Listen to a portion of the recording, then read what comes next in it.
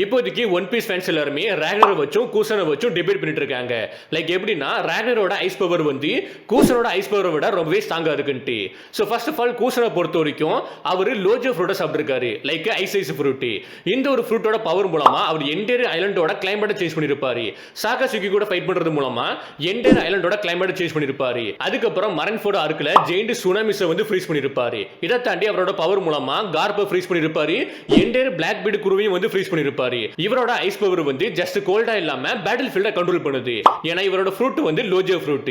இப்போ ராக்னர் கிட்ட வந்தீங்கன்னா ராக்னரோட ஃப்ரூட் வந்து mythical squirrel fruit, model is squirrel Ratatoskr. இது ஒரு ஜோயின் ஃப்ரூட். ஃபேன்ஸ் எல்லாரும் எதுக்கு இந்த ஃப்ரூட்டை வச்சு டிபேட் பண்றாங்கன்னா இதோட பவர் இருக்குல்ல, ராக்னரோட பவர் இருக்குல்ல, அது ரொம்பவே டிஸ்ட்ரக்டிவா இருக்குது, ரொம்பவே அக்ரெசிவா இருக்குது. பேசிக்கா எனக்கு தெரிஞ்சு ராக்னரோட பவரை வந்து ரெண்டு டைம் தான் காமிச்சிருப்பாங்க. அந்த ரெண்டு டைமுமே வந்து நிஃபில்ஹைம் தான் யூஸ் பண்ணிருக்குது. ஒன்னு ஜெயிண்ட் ஸ்கெல்டனான டிராகனுக்கு எதிராக யூஸ் பண்ணிருக்கோம், கம்ப்ளீட்டா ஃப்ரீஸ் பண்ணிருக்கோம். அதுக்கப்புறம் கன்கோக்கு எதிராக யூஸ் பண்ணிருக்கோம், அந்த டைம் கம்ப்ளீட்டா ஃப்ரீஸ் பண்ணிருக்கோம். கூசனோட ஸ்மூத்தான ஃப்ரீசிங் ஸ்டைல் மாதிரி இல்லாம இதோட பவர் வந்து ரொம்பவே வைல்டா இருக்குது, ப்ரூட்டலா இருக்குது. அண்ட் இது வந்து ஐஸ் பவர் மூலமா டிஸ்ட்ராய் பண்ணுது.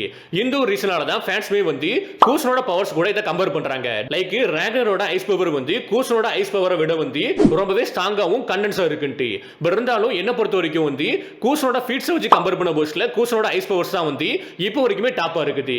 ராக்னர் வந்து இதை ஓவர் கம் பண்ணணும்னா அது அதிகமான பவர்ஸை காமிக்கணும். இதை தாண்டி ராக்னருக்கு அதிகமான ஸ்கிரீன் டைம் கொடுக்கணும். இதுகிட்ட பொட்டன்ஷியல் இருக்குது. கண்டிப்பா கூசனோட பவர்ஸை வந்து சப்ரஸ் பண்ணலாம். பட் அதிகமான ஃபீட்ஸ் வந்து என்ன இல்லவே இல்லை, கம்மியாக தான் காமிச்சிருக்காங்க.